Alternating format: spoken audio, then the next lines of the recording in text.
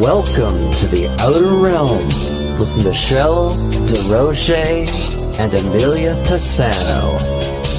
Airing live on the United Public Radio Network, 105.3 FM in New Orleans.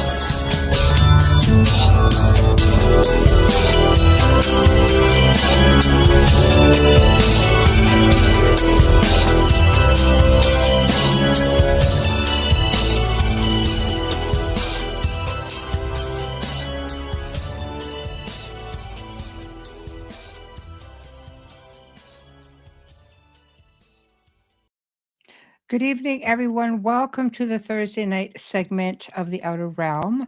We are actually broadcasting via a pre-recorded version of the episode tonight on the United Public Radio Network, UFO Paranormal Radio Network, 105.3 from the Gulf Coast and 107.7 FM from New Orleans. We're fully sponsored by the amazing people over at Folgers Coffee, who've been a part of our journey for at least 3 or 3.5 years now. So we thank them very much. We're very, very grateful to have them as part of our Outer Realm family. Also, big thank you to Justin Snicker, aka Dr. Snick, the Sonic Surgeon, for his contribution of his music and his voice for the intro that you just heard. He's an award-winning composer of Halloween, horror, sci-fi, and dark wave electronic music, which can be found on all of your favorite music platforms. Also, big thank you to Steve McGinnis, the artist behind all of our banners and logos here at the show. He does specialize also in the horror genre, but can do phenomenal commission pieces of all types, including pets, one of my favorites, books, things of that nature. So check him out on Facebook and Instagram. So tonight, we welcome the return of our dear friend, Mark Olly, all the way from the UK. Mark is an archaeologist, an author, a musician, got his hand in everything. That's why we love him. And the topic tonight, of course, is going to be Knights Templars, which is very near and dear, to myself and to Amelia, and cannot wait to delve into this. So without further ado, here you are. Whoa, it worked. We're here. We're here. You made it. Love it. Dear me. Wow. We've been having some internet problems, but then again, that's what technology does. So, but we're here now. It does. It does. I think the ancients had it better than we did, technically speaking, So tonight, first off, Happy New Year. Happy New Year. Happy New Year to yourself and everyone at your radio station and all the listeners as well. Thank you. We've made it through into 2024. I know. I feel like I kind of slid in there by the seat of my pants. Yeah, it's one of those things when you're a kid that you always sort of imagine the 21st century as sci-fi. Yes. And here we are. Almost like Dark Ages. Yeah. Have we gone forward or have we gone backwards? Yeah, it's a good question. Well, if we can go back a little further, it might be okay, but that's a whole other show, isn't it? So we've touched a lot on the Knights Templar. You've had some phenomenal connections in your books and your research, and this show is going to be based on the Knights Templar, and we're going to dig deep. And I'm very excited because this is something that I've sort of researched for a long time because I have family lines in it. And it's very fascinating to me because I don't really think people realize how deep the rabbit hole actually goes. So you just the look on your face. I know there's a big rabbit hole. Yeah, it's huge. It's like a giant bomb crater. It just goes on forever. Right. How where's the best place to start? Well, I suppose we all fangirling. Start at the beginning. We'll start at the beginning. Right. Okay, let's dive in right at the beginning. It's worth mentioning that the Templars were a product of their time. So in order to get where they're coming from, you've almost got to jump back a few hundred years before they arrive on the scene. I'll give you some examples. The Celtic Chaldees, the Holy Men.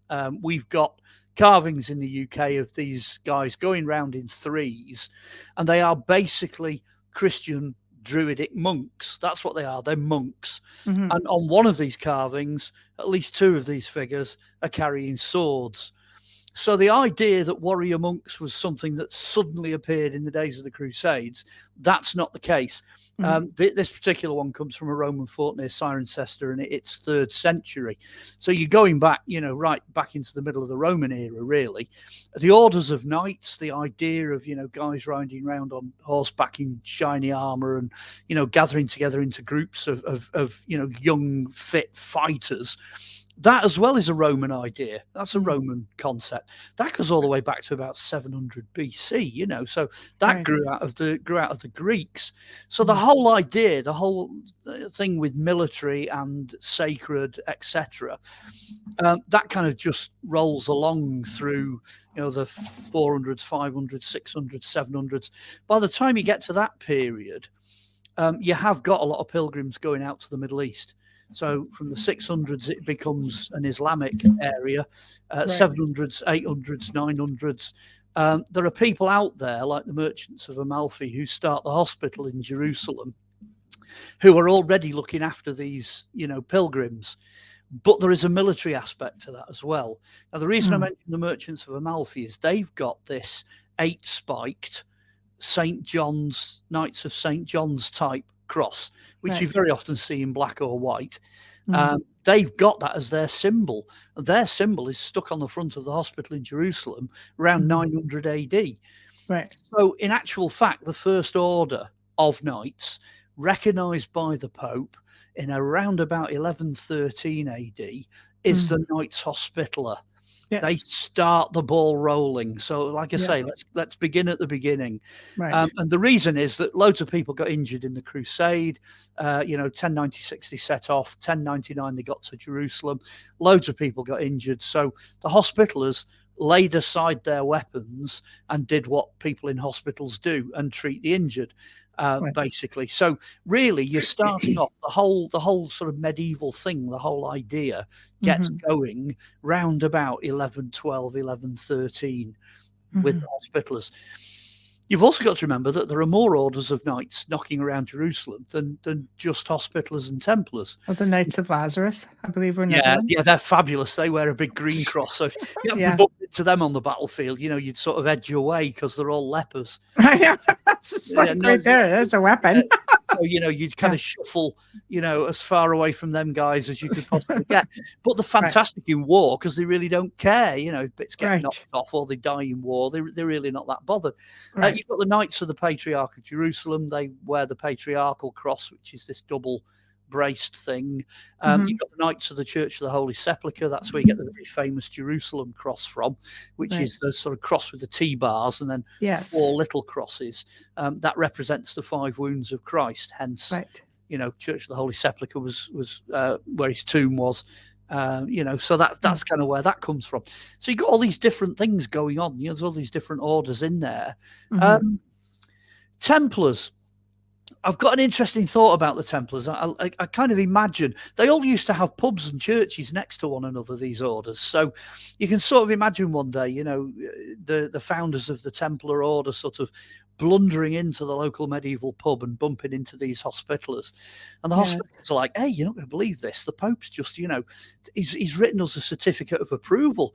So we're like, Pope approved now, this is in a big deal, right? It is, because you can get charitable with it. You can build more churches. You can get patrons to give you donations. So it's quite a big deal. Right. So the Bishop of Chartres, in one of his letters in 1114, mentions an order that's forming, referred to as the Order of Christ. That's this newly founded order, the Knights of Christ. People are beginning to think that was the Templars kind of working it out, but that's 1114. So that's within 12 months of the Hospitallers starting up. And then, of course, the famous start date is 1118, because that's when they actually apply to the Pope, and the Pope goes, yeah, we'll have another order. All right, bill of approval as well, right?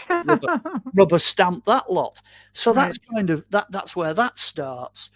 So you've just got these orders all building up. Really, they're all getting together between round about 1099, 1100, round about 1118. So you're looking at a period of about 20 years when all of these orders are sorting themselves out and really founding themselves and basing themselves inside Jerusalem. There you go. That's your starting introduction. Wow. Well, that's very impressive, because I know, when we have these, 5 guys or 8 guys going to Jerusalem, the hospitalers had already been there for several years already on the scene. So not so much the first crew to arrive. But I hear they go back even considerably further. Ah, well. I know. Yeah, there's some interesting bits. That you're starting to edge towards the mysteries here. It's worth saying, when they first sort of get founded, the name Templars, comes from the fact that they were given Solomon's Stables, which is this big building which now has a mosque stuck in the middle of it, but it's like a huge building stuck on the side of the mount where the temple was. So it's kind of one side of the Temple Mount, and that's where they get Templars from. But as you rightly say, by the time they get founded, there's only 9 knights, and they've only got 4 horses between them, and they're supposed to be protecting pilgrims against, tens of thousands. Yeah, tens of thousands. It's not a thing. It's impractical. Which leads me to think they were there for a different reason. Well, this is where the Solomon's Stables become quite important. Yes, they're guiding people back and to from Jaffa and Acre, which are the ports, back to Jerusalem. But at the same time, they're digging this thing which still exists today, which is known as the Templar Tunnel. And as soon as they get the chance, they start tunneling. So some people credit them as the world's first archaeologists. I don't. I think there was people digging old stuff up way before that. But anyway, they specifically start tunneling. And what they do is they tunnel straight under the kind of dome of the rock and keep going. And they're clearly heading for the site, the next site up on this platform where the Holy of Holies stood. So like a ritual chamber of sorts. Solomon's Temple, that's where it was. Now that was destroyed about 900 years, just over 900 years before they got there, by the Romans, who some people say they accidentally burnt it down, some people say they deliberately burnt it down. But anyway, the whole tabernacle was made of timber, and it had incense burned in it for thousands of years. So the whole lot went up like a torch.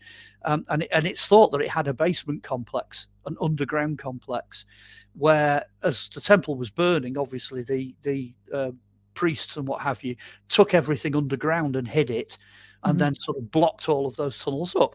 And that's what they think the Templars were heading for. Now it gets interesting, because by 1127, which is when they got the famous Red Cross pate, and they got more recognition as well from Catholics, from the Vatican, from the Pope. At that point, it's thought that they found something. So they've been digging for a heck of a long time. There's still only 9 of them, and a few extra recruits and a few, kind of hangers on, and still not that many horses. That's where you get the 2 guys sat on one horse. It's not some weird, sexual, sort of, thing that they had to do, or ceremony or initiation. It's nothing to do with that at all. It's simply the fact that they only had 1 horse to carry 2 of them. That's it. They were just, poverty, chastity, obedience, and that was the poverty part. But they clearly found something. They definitely found something. All kinds of speculation. This is where you start really falling down the rabbit hole. Some people think the Ark of the Covenant, which is Moses, ark with the 10 Commandments and the rod that budded and the bucket of manna and all that, they think that ark, think Raiders of the Lost Ark, that's possibly what was down in the basement. Right. There's also the possibility that all the temple treasures that the Romans didn't steal also ended up down there. So that's a huge amount of gold with a fair old wedge of silver in there. And then there's also equally the possibility that you're looking at something a bit like the Dead Sea Scrolls. So you're looking at a library of hidden information. Yeah, now I'm inclined to drift towards it being scrolls and written material. And again, you've got to remember at that point, I mean, these guys, I know they're knights. Everyone thinks they're kind of, rough, tough, burly thugs in big tin cans, but that's not what they're like. I mean, they can speak Anglo-Saxon, they can speak Latin, which is how they communicate in the Middle East, and they can speak Norman French. So they've already got 3 languages under the belt, Right. And they're using the Latin to communicate with people like the Sufis and the holy men of the Islamic world, who at this point can still read a lot of the documents, like the Dead Sea Scrolls, the Nag Hammadi Library, the Gospels, all that sort of stuff. They've not lost the knack of reading all these old languages. So it's a huge melting pot of information and histories, and precisely the stuff the Church, the Vatican, would want to get its hands on. So perhaps that's how they became rich. Well, I mean, you're looking at guys like Hugh de Payen, for example. I mean, you have men of title going who already have wealth, and the Templars are known for giving up the wealth. So to me, giving up wealth to go treasure hunting doesn't make a lot of sense. However, if you're going to look for the wealth being knowledge, even sacred knowledge, even knowledge from the old mystery schools, that might be worth giving it all up for. So I tend to agree with you with respects to knowledge. I think alchemy had a big part of that. I think, because that was the thing of the times, going way back.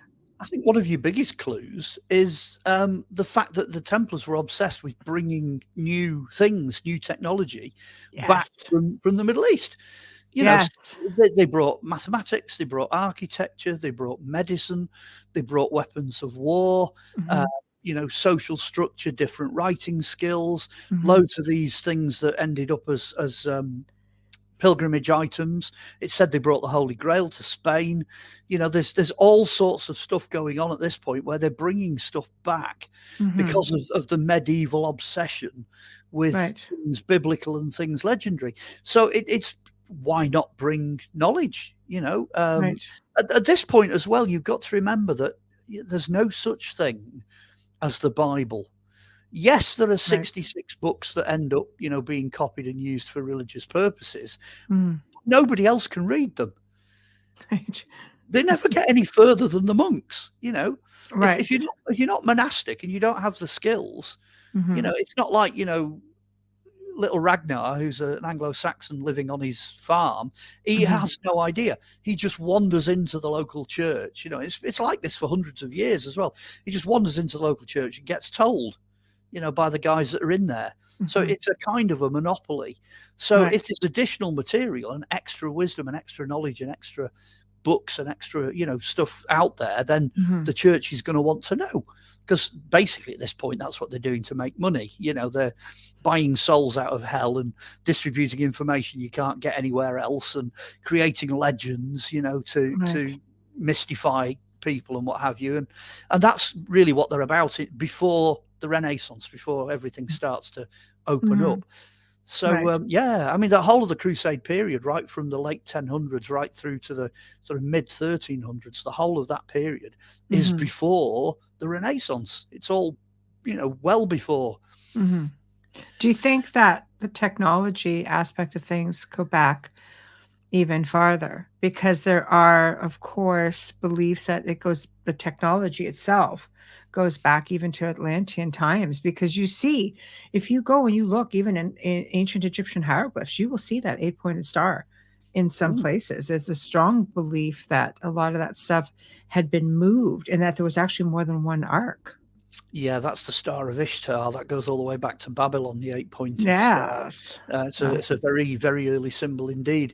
I think all of that material, I'm going to be very general and broad, which we've now discovered, which we've got, I mean, there's reams and reams of books and studies and archaeology and history and TV programs, all that have been done about that material.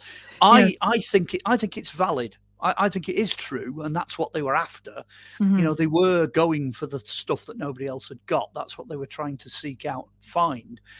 But you've also got to remember that it was only sort of 600 years since the final destruction of the library at Alexandria.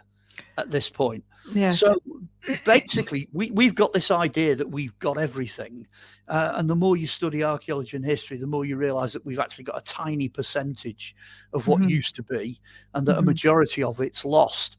And a lot of materials that pop up kind of prove that to be true, because you'll find, even going back into the fossil record, people are doing things that they're just not supposed to do. They're not supposed to know that, Right. Right. So you don't even have to go off and start looking at Lemuria and Atlantis and Mu and all of that sort of thing. You don't have to go down that road, because the stuff we know about, the stuff that you can actually go and see in museums, that's brain popping just on its own. And like you say, for sure. But I mean, how much of the Templars come or ended up in Portugal? And there's a strong, archaeologists, etc., now exploring the fact that Atlantis was, in the Azores, just off the Azores in the water. So now you're pretty close with respect to a connection, because there's so much in Portugal about the Knights Templar. There's so much. If you look at the way they surround the Mediterranean, that will give you the biggest clue. So anything at all that's stuck around the Mediterranean, North Africa included, all of that area, plus the East, and probably the Americas, because that's another mystery. Both ends, if you like. Right. All of that is Templar territory. And again, there's a reason for that, because the first set of Templars are, in fact, Vikings. Yes. That's what they are. They're Northern French Vikings and Southern French Vikings, because that's what Normans are. They're the Northmen. Right. So basically, if Eric the Red made it all the way to Greenland and made a note of it, the Templars then were aware of it. The Viking Rollo. I mean, that's perfect. Absolutely. What a guy. He's a convert or die Christian, is Rollo. It's great. You will convert or your head's coming off. That was his attitude. That was in the 10th century. And they all trace the lineage back to Rollo. So yes. When you start the Sinclair line, right? And for you Da Vinci Code people out there you go. There's your connection. There's your connections, But the trick is to look at the earlier stuff to then understand what was going on in that actual Templar period. It just feeds in like an unbroken flow. I was reading something the other day, and it just popped my head. The first Pilgrim's Guidebook to Jerusalem. It was written. Are you ready for this? It was written by an Anglo-Saxon.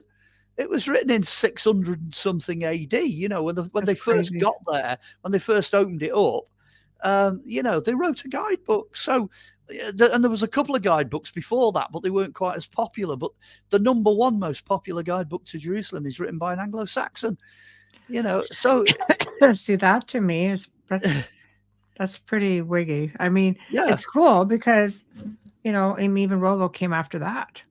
Yeah, because you got 600s, 700s, 800s, and then Rollo's ancestors then flow into the 900s.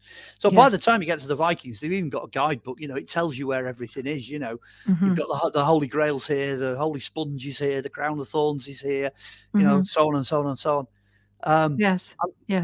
I'll tell you that story. I think when we did the King Arthur thing, I mentioned it, that they were doing some research recently. I think it was in 2012.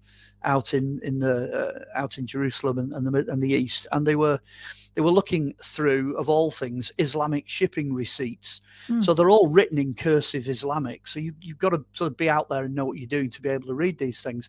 And blow me if they didn't get two of these receipts that basically say the Templars, who they refer to as Roomies, which are Northern French knights, were entrusted to take the Grail from the Church of the Holy Sepulchre on board a ship to Spain.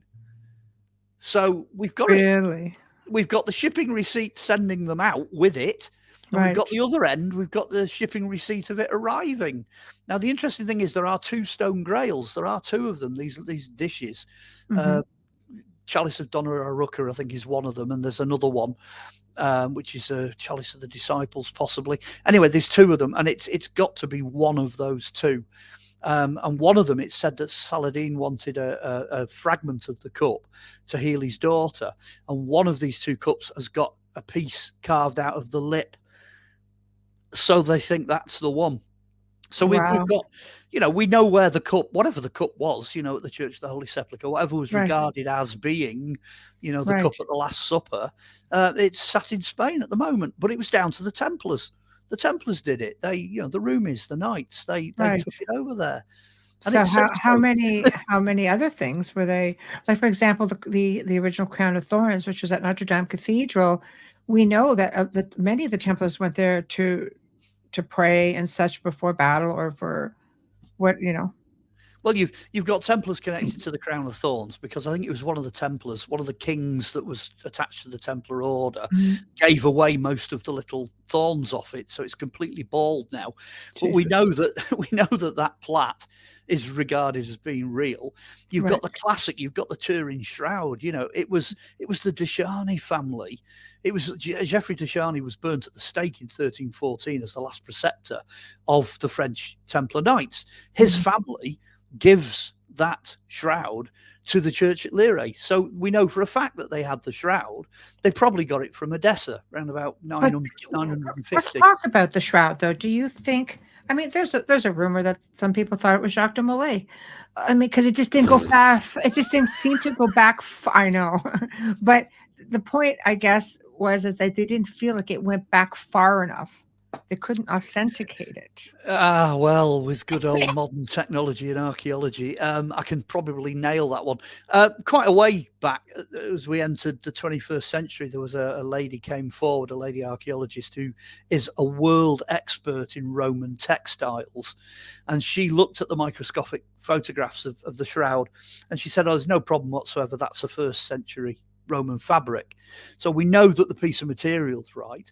And then they've gone further, because they've taken samples from all over it of various bits of sweat and blood and DNA and what have you. They've analysed all that. The DNA, I think, very recently came back as being, it should have been for a male. I think it should have been XY. Right. And it's come back as, I think it's, let's get this right, XX. Is it female? Or is it YY? No, it's XX, isn't it, for female? I can never remember which one's which. Anyway, I can never remember it at all. Anyway, it's come back as missing the necessary chromosome anyway. So it looks like, although it's the figure on it's male, it's got female chromosomes, which is like, whoa, that's a bit drastic. It also matches some of the inhabitants around Bethlehem who are still living there today. So everything seems to stack up. And it is still, without doubt, archaeologically, the #1 best depiction of a crucifixion victim in the world. The nails don't go through the palms, they go through the wrists, they don't go through the feet, they go through the ankles.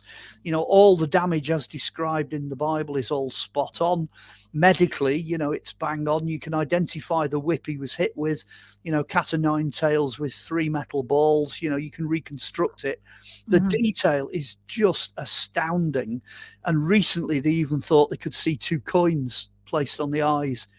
So people want to have a look at the negative image. I can see possibly 2 coins, but the kicker is they're the right size for the coins that were in circulation either side of Christ's lifetime. So everything just stacks up. If you were going to fake it, you'd really, really, really have to know what you were doing, really. So I'm currently way over there, swinging in the direction of it being the real deal.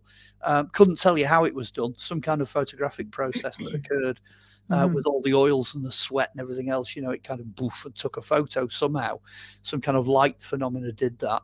But you've got that. You've got Scottish tartan white guys with red hair that turn up in Ethiopia with this box, with the ark. That's the legend. Read Graham Hancock's Sign and the Seal, which is supposed to be an Axum in Ethiopia. It's supposed to be under the church there. But they have an ark in every church out there. That's what they follow. That's their way of doing things. But they won't deny that it was brought there by these, what appear to be Scottish Templars. And all their rock-cut churches are all in the shape of Templar crosses. And there's Templar crosses all over things. They're painted everywhere, You know, Mhm. it's crazy. It's ridiculous. All the ark keys, these brass keys that go with the arks, have all got Templar crosses on them. Right. It's nuts. How you can not make that connection is beyond me. Right. Right. You got to be Um, careful though, because the Templar cross predates them as well. That goes all the way back to early Christian baptistries and burials from the 3rd and 4th century. That strange circle with the strange, fanned out cross in red. yes. I've seen that in museums, going all the way back to the late Roman. So again, they're pinching a lot of the iconography from the past. Mm-hmm. Yeah, they've got so many relics. It's just unreal. Well, they sure got around, that's for sure. But I mean, right down to what I find interesting is the architecture. It's believed that they were able to find, the knowledge to be able to build or create buildings that could heal, that sound, resonance, vibration, frequency.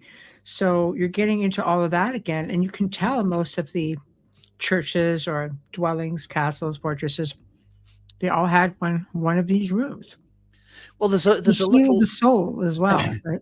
There's a little known piece of information we have over here, because where I live sort of in northern England, between Manchester and Liverpool.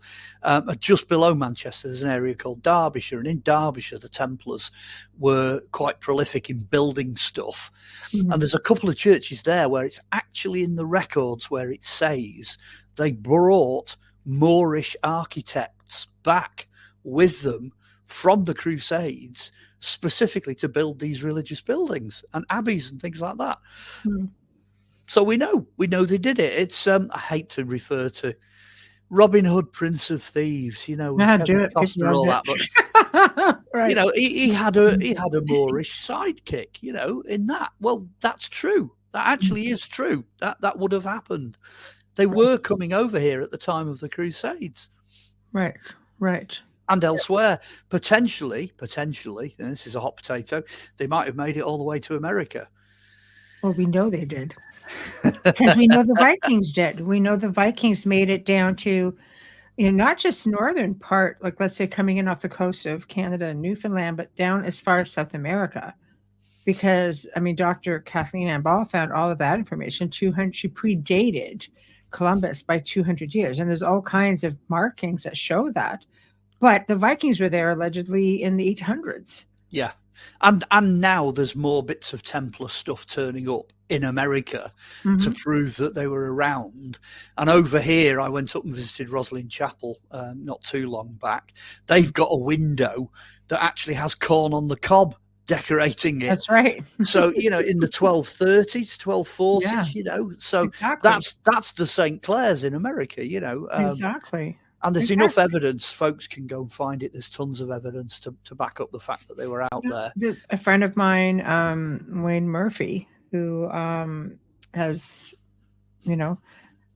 Mohican. He's a Mohican man, just lovely man. And they've got, the reservation has something like 30,000 acres, and they have found Templar crosses and all kinds of stuff. Yeah. So they've got 5 sites already that they have found. I'm sure some of it predates. It's probably post Ice Age, but it's much older. It's trying to realize you have people who are moving in, but they're not going to be able to. It's just very few people build monolithic, structures. But they would have thought, though, There's an interesting book. I might have mentioned it before, but if not, it was released in the 1970s, and it's just called America BC, and it's by a guy called Barry Fell.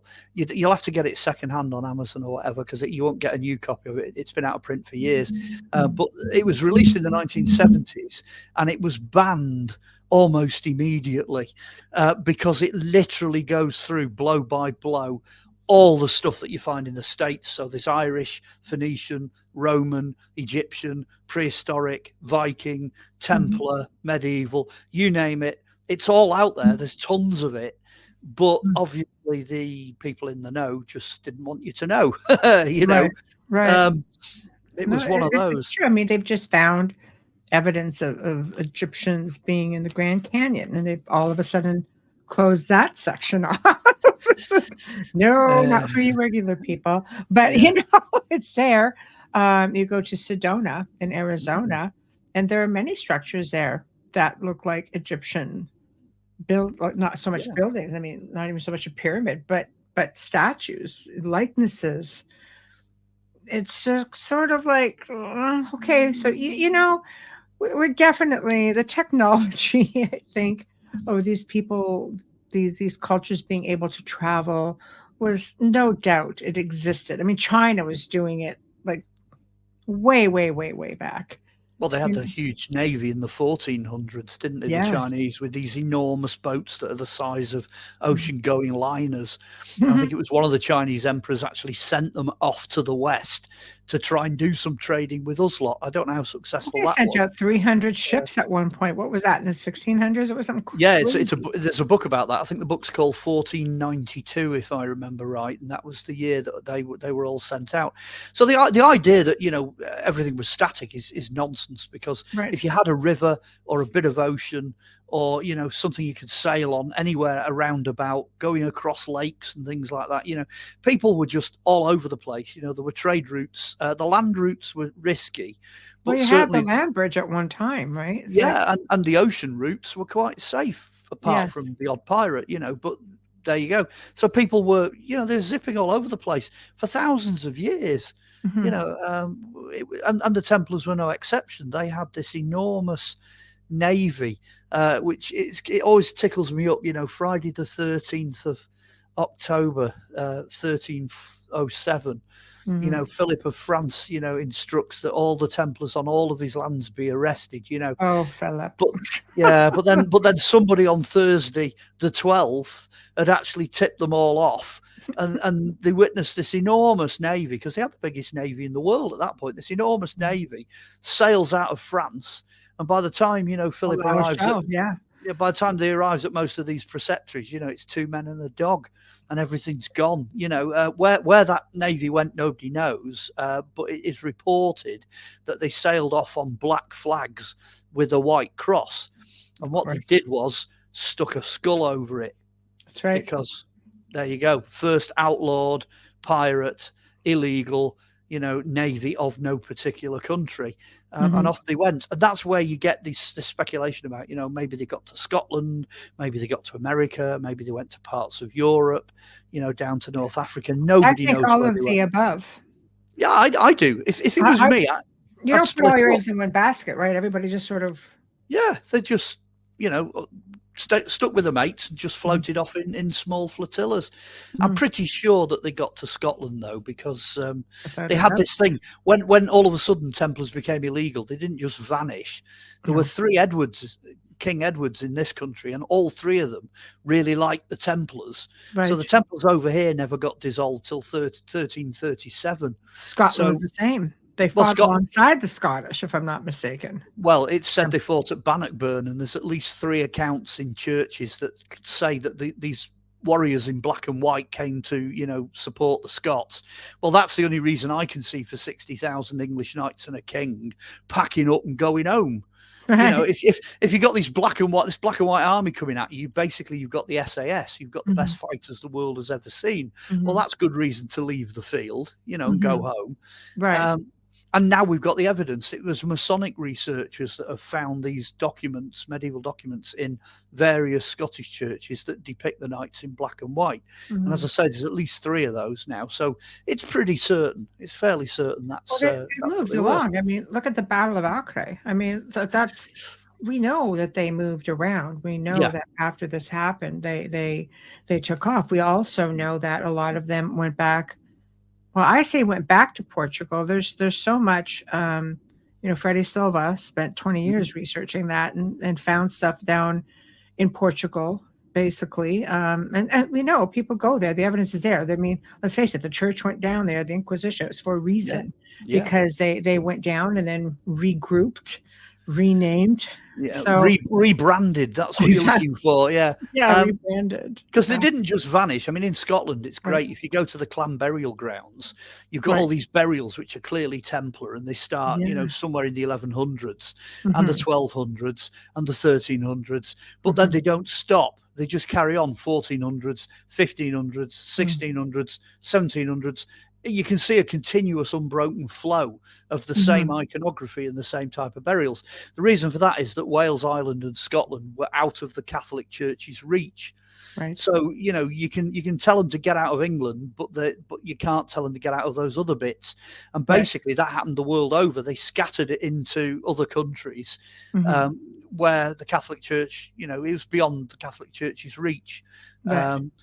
Some of my favorites are things like, you look at the Swiss flag and it's white with a red Templar cross in the middle, and everyone's like, oh, I wonder where the money went. Where did all the Templar treasure go? And it's like, well, Swiss banking. Why not? I was going to say, yeah. Why not? I mean, the Templars invented the traveller's check. That's how they got rich over 300 years, as well as people leaving money to them. Right. So much for the poverty bit. The chastity bit slipped a bit as well, and the obedience definitely. As they got towards the end, the medieval saying was to drink like a Templar, because eventually Saladin threw them out of the Holy Land, and they were out of a job at that point. They'd become fairly lazy and fairly useless towards the end, which is a shame, They sort of wandered off. When they rebranded, they went off. I can tell you how they survived as well. There's at least 3 branches of surviving knights. You've got your Masonics. Your Masonic Templars are said to have their roots with Templars that fled to places like Wales, Ireland and Scotland in particular. And it's said that that's how they got drawn into the Masonic guild, if you like, as a thing in medieval times. Yeah, maybe not. That's a bit blurry round the edges, shall we say. But you've still got them. They're still there in the degrees, Masonic English Rite. And then you've got basically Catholic Templars. Now, the Catholics in 1380 absolved the Templars of all wrongdoing.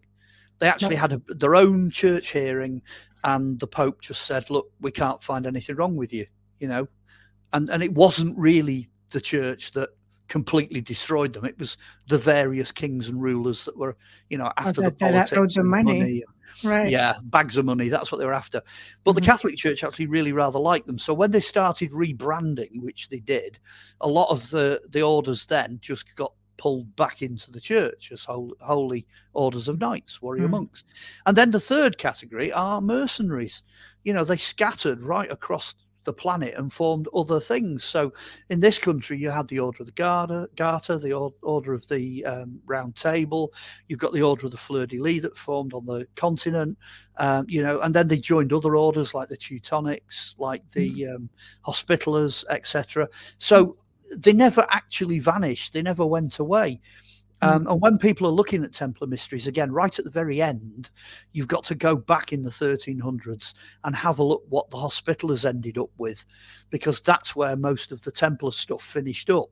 Anything that the Templars didn't want, seized, they just gave to the Hospitallers, and that was that.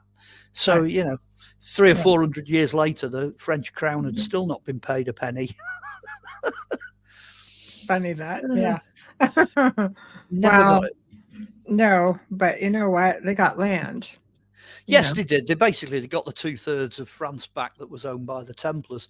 Southern France, in particular, as is very well known. That was an awful lot of Templar land down there. Well, there was, and a lot of Templar massacre. If you look at Carcassonne with the Cathars, and you had like 20,000 people killed at that point. And that's not cool. Southern France is an interesting place, though, because by the time you got to the well, I have as well. By the time you get to the later Crusades, a lot of the male knights have died, and of course the ladies then have inherited, the belongings of their nobles. So not too long ago, somebody did a study of the surviving records, because there's quite a few preceptory records that have survived in southern France. By the time it gets to the end, female knights are outnumbering male knights 2 to 1. Wow. So there's a lot of female knights down there, which is unusual, but it's not unusual for southern France, but it's unusual for orders of knights. And again, they're building on previous history. Back in the 800s, 900s, there's actually an Anglo-Saxon manual of warfare for female knights, which is but there would really be, because you had female Viking warriors that not as good as the men. Exactly. Right. They just carry the same thing on. It's like when the men are off, raping and pillaging and founding kingdoms, they'd hand the keys. Their bunch of keys would go to the partner, to the wife, and she would literally become that particular noble man. She would replace him in the social structure. So she had the keys to all the treasure chests. She owned all the buildings, all the land, the livestock, and they just carried on. They carried on doing that, into medieval times. Right. Even the idea of the sacred sword, everyone's like, oh, well, back in the Bronze Age and Iron Age, they were throwing swords into pools as offerings, But then don't forget, get into the 400s, 500s, get the Arthurian period. Oh, look, they're doing the same thing. They're throwing swords into lakes. That didn't stop till you get to like the 1200s, the 1300s. They're still throwing swords into lakes and into water as late as that. So that doesn't fizzle out pretty much till after the Crusades, till the days of the Renaissance. So there's a lot of history sitting in the water. All over Europe. If you know where to look, yeah. Yes. Yeah. Oh, absolutely. So essentially, you have everybody rebranding. Yes, you do. And they're still building. I mean, again, I go back, Portugal, France. It's still continuing. Yeah. And then they branch out to the New World, but there's not a whole lot. Like, it makes me wonder how many actually made it. It's because it's hard to. I mean, it's trying to, escape the church, so to speak, is the big one. But how many of them actually made it? Because it almost seems like it's harsher. It's harsher. It wasn't as, I hate to say it wasn't as civilized, because I find most indigenous people are more civilized than a lot of the people who made it to the New World. So that I don't mean it in that respect, but I mean it in respects of the amount of places where you could settle. It's not like you could move into a house per se. Or an abode, and survive a harsh winter without the help or the assistance of the Native American people or Canadian people, North American people. You do have tales out there of when the Pilgrim Fathers arrived, the early settlers arrived in America. At least one set of them came face to face with what they perceived to be a Native American tribe, except they were all white. These guys were white guys. And the biggest mystery of the lot, and in fact, there's two of these, the biggest mystery is the Pilgrim Fathers discovered they could actually communicate with them. They had a tremendous amount of language in common. So they were actually talking to each other. Well, that kind of says what you're saying. They were definitely not the first to get there, and they weren't the first to learn how to survive there. And then there's an interesting thing, which again is hidden history. There's a friend of mine that works in the Library of Aberystwyth in Wales, National Library of Wales, and he came across a couple of tracts. Now, tracts are printed parchment documents that were done in limited numbers back in the early days of printing. And these go back to around about the 1620s to 1630s. Anyway, he found a number of these that had been printed, all the same tract. And in the tract, it tells the story of how during the time of the Pilgrim Fathers in the 1620s, they sent a boat over to America, and the boat arrived in America, and the Native Americans that they encountered settled them in a valley, and then got in the boat and sailed back to Wales. So they did a tribe exchange. They exchanged a Welsh tribe from the valleys of Britain, of the UK, with a Native American tribe that was out there in the valleys of America. And one tribe went to America and the other tribe got in the ship and came back. So it's like an exchange program. I love it. and even better than that, some of the DNA analysis that have been done in recent times have picked up Native American DNA in the population of Wales. So there's no doubt about it that they did it. So they all came in and just intermingled and became, integrated into the communities. Believe me, if you can survive in one of the valleys in Wales, you can survive in America, no problem at all. we have some pretty extreme weather over here, and it's usually freezing cold. So it must have been like landing in paradise when they got over there, So again, this idea of an insular, everything being trapped, within a particular culture or continent or whatever, that's not how it worked at all. They made their way around. Yeah, people were back and two across the Atlantic, like you wouldn't believe. Well, I mean, I know that, one of I think it was my great grandparent made it over, could even be great. But he came in from Portugal. Yeah. And again, they're, part of the knighthood, so to speak, and made it in. And he settled into a tribe of Iroquois. Was an Oka tribe. Now, people don't realize is that the Iroquois were considered to be direct descendants, only out of many of them, but they were for sure to be direct descendants of Atlanteans, which the Templars would have known. Well, yeah, and if something did happen and something did go down in the Atlantic seaboard region, those people would have scattered. And I think in ancient times, I think that was accepted. It was interesting because the Romans, for example, assumed that the inhabitants of the British Isles were descended from the Greeks.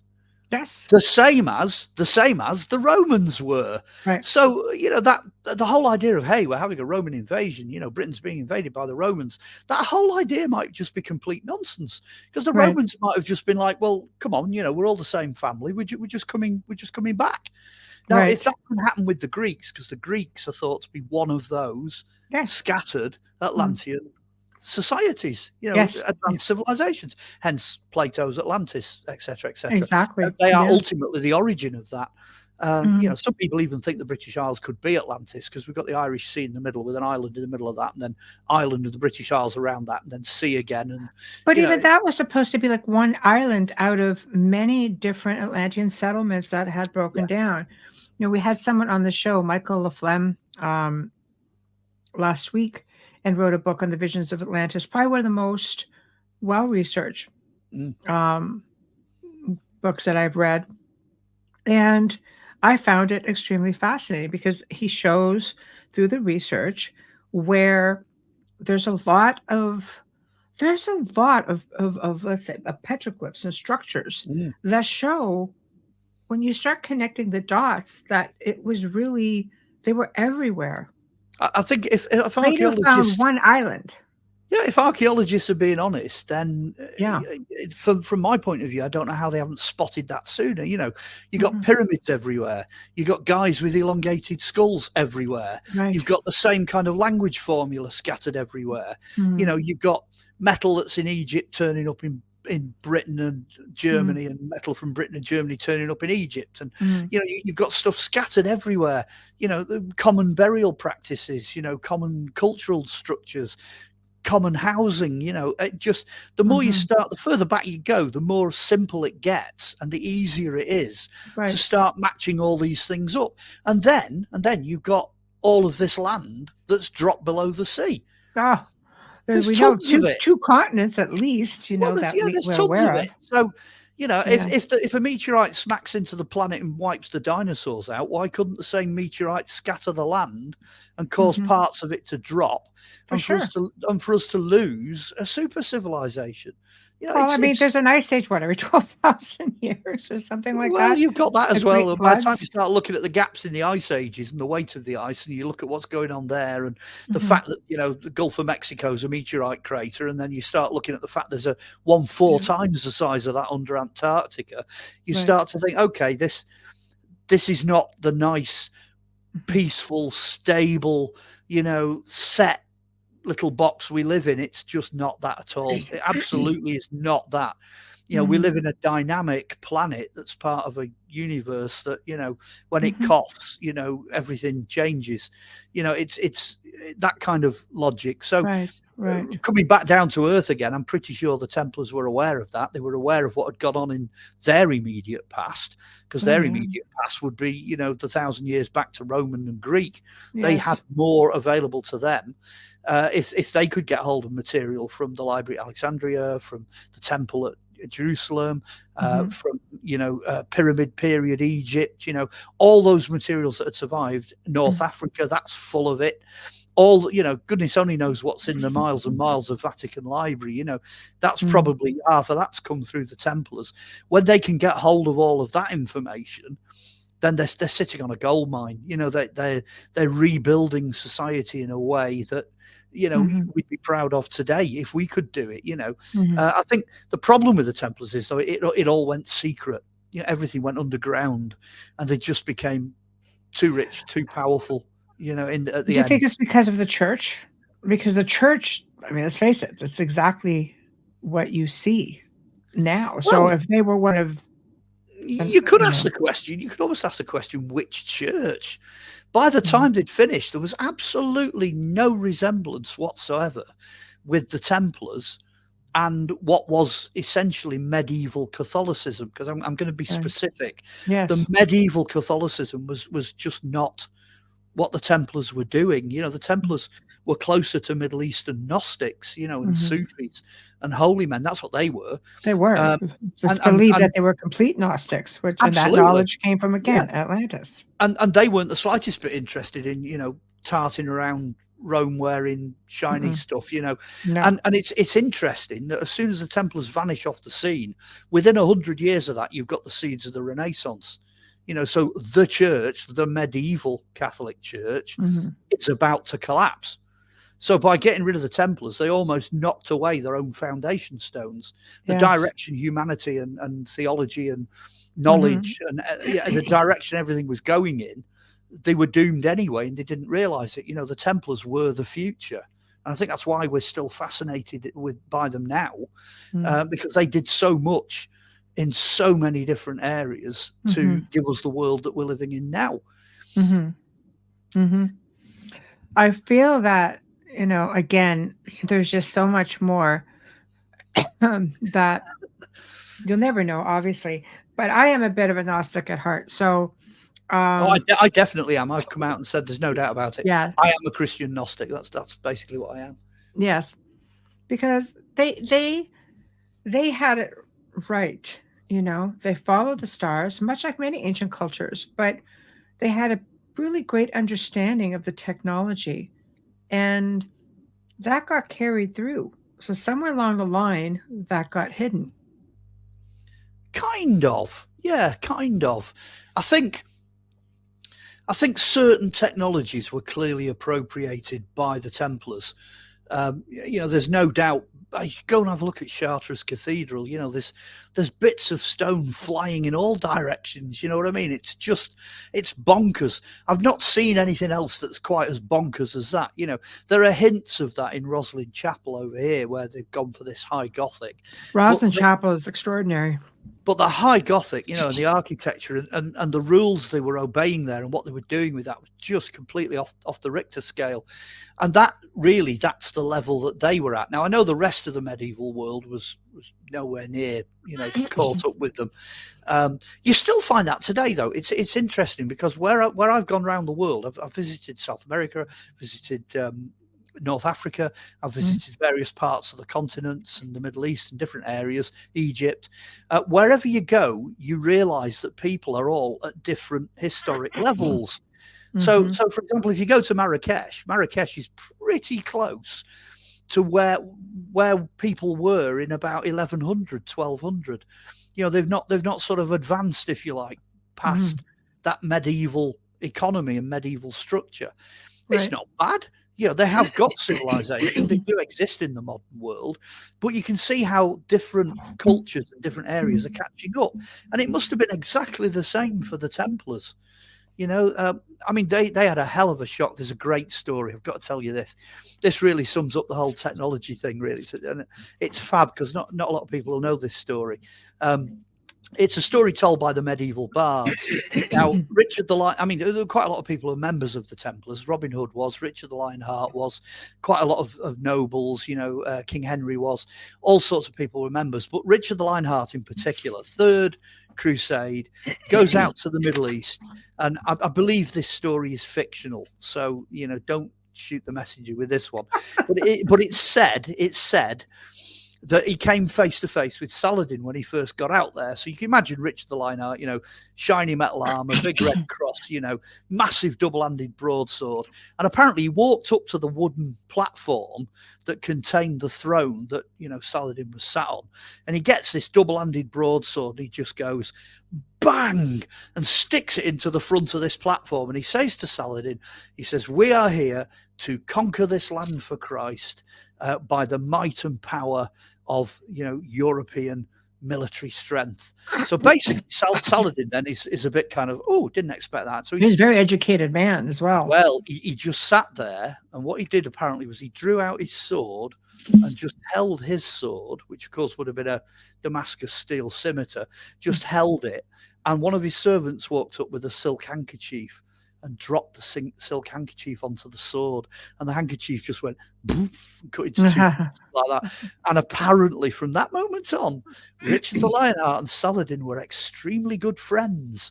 Right. Now, whether or not they actually did come face to face is open to question, but that was a story told by the medieval bards about how they met. And it's a very clear indication of just how far ahead of us at that point Islamic technology was. You know, they could produce a sword that could cut a silk scarf in half without needing to move the sword. You know, gravity alone was enough to cut the scarf in half. So that kind of taught, you know, in a sense, taught Richard a lesson right at the beginning. Now, Richard's a bit of a star. I mean, I love Richard to bits because he went all the way out there, crusaded, fought, got all the way to Jerusalem, and he's there outside the Damascus gate looking at the walls of Jerusalem, and he says, I'm a warrior, I'm drenched in blood, I cannot enter the holy city. And he never went in. He never entered the city. What he did was he sent gifts, including the sword of King Arthur, with another knight who hadn't seen combat, to the Church of the Holy Sepulchre. And what a guy! You know, he spends all that time, you know, he's a king, he's a Templar, he's powerful, he's rich, he's everything. But he knows when he's beaten by the power of God, and he stops. He stops at the wall. And I'm like, there's somebody, and that is a true story. Right. That's somebody who really does know, you know, where it's at. Again, I suppose politically, if he had have entered the site, it would have caused a lot of problems. He knew where he stood, you know. But nevertheless, wow, you know, it's little stories like that that pop up. And you think, you know, these Templar guys were so switched on. You know, they were anything but, you know, thick, burly knights. You know, they were. Some of them were super intelligent guys. They really were. Yes, yes. But I mean, if you're looking at the technology from the East, I mean, that goes way back. I mean, Templars went, you know, to the East to learn. There were many before, you know, the current, the Templars as we know them. You know, it was believed that Christ himself went to the East to learn. Well, Christ was between the age of 3 and 12 when he fled Herod's persecution so that would be from 3 BC through to 9 AD. He would have been in Egypt. And it amazed me when I went to Egypt because the original Egyptians are the Copts, the Coptic church, founded by St. Mark, which is, hey, you know, I got in everywhere because my first name's Mark, you know, no problems with that. So I really gelled with them.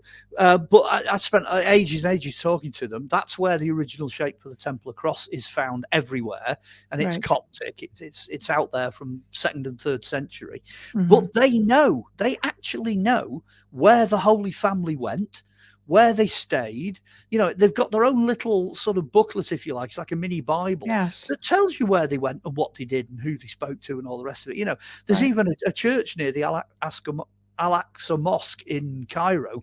There's a little church there, and the basement is one of these stables that the Holy Family stayed in. So, you know, they know exactly where all of this took place. But then We don't, because nobody's told us, you know. Because that information has been kept from us. Well, I can feel a book coming on, okay, you know. Working title so far is Keys to the Temple. There So we I'm go. hoping to let that beast on the world at some point, maybe next year or the year after. That would be nice. You know, that would be 'cause nice. I've just got a shed load of this information in the library, you know, so it needs writing up. So Well, somebody's got to share it. Dang it! Honestly, you know, it's coming. It's definitely coming. But like you say, people have been going out to the Middle East to be taught things forever. I mean, Yeah. you go back to the days of Constantine the Great, you know, the first sort of Christianized Roman emperor. You know, his mother, Helena, goes out there looking for fragments of the true cross and, you know, the nails of the crucifixion and the robe and et cetera, et cetera. Right. But when she gets there, she discovers that the whole place is already set up for pilgrims. You know, this is kind of early 300s AD. You know, so early 4th century. So they've already started to sort the place out and get ready for people to come as pilgrims. So every sort of 100-year period, yes, it's a bit different, you know, each time they rebuild and move stuff around and, you know, they come up with different things for people to see. But essentially, that's what's happening. There's pilgrims going out there all the time. So by the time you reach, you know, the Crusades, you've had 700, 800 years. You've had little Anglo-Saxons writing guidebooks, you know, and all sorts of stuff. Loads of stuff has gone on. So I was going to say the Templars knew what they were doing and what they were looking for.